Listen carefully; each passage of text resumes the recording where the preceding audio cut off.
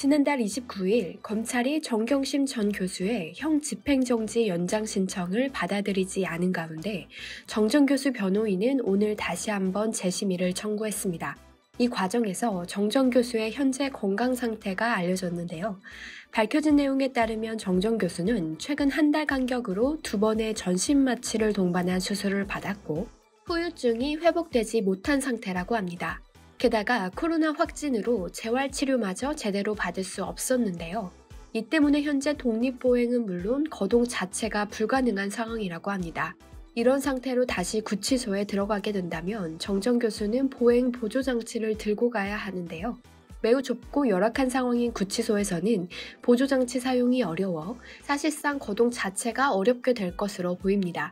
거동이 어려워지면 또다시 낙상사고를 당할 가능성도 매우 높아질 것으로 보입니다.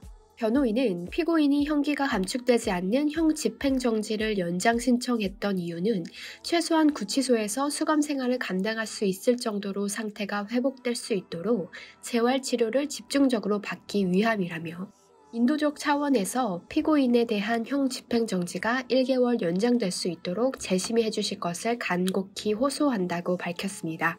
법무부는 지난 9월 정 전 교수가 디스크 파열 협착 증세가 심해져 하지 마비로 이어지고 있는 상황에도 형 집행정지를 불허한 사실이 있습니다. 이때에도 재소자의 건강 상태를 신중히 고려하기보단 감정적이고 정치적인 판단을 한 것이 아니냐는 의혹도 나왔었는데요.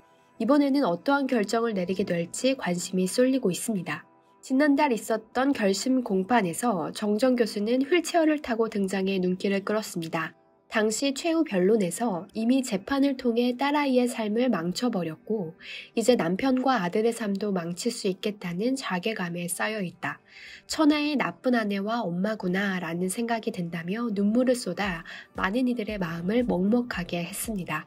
몸과 마음 어디 하나 편할 것 없는 정 전 교수의 입장을 생각하니 마음이 참 어렵습니다. 여러 누리꾼들도 안타까운 마음을 표하고 있는데요.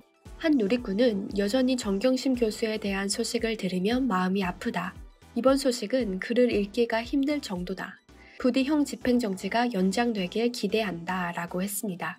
또 다른 누리꾼은 MB도 가석방 상태로 알고 있다.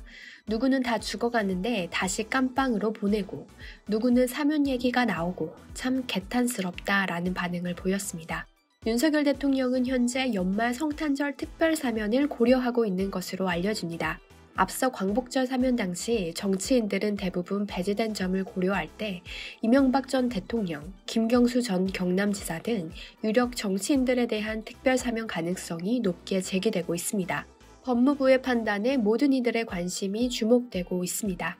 시청해주셔서 감사합니다.